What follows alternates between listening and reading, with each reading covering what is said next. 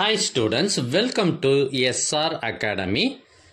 இப்போ நீங்கள் பார்த்துட்டு இருக்கிறது ஏற்கனவே ஒரு மாவட்டத்தில் நடந்த slip test original question paper.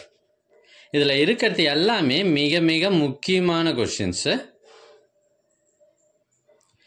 எங்ககிட்ட இதற்கு முன்னர் பல்வேறு மாவட்டங்களில் நடைபெற்ற ஒரிஜினல் கொஷின் பேப்பர்ஸ் நிறையவே இருக்குது.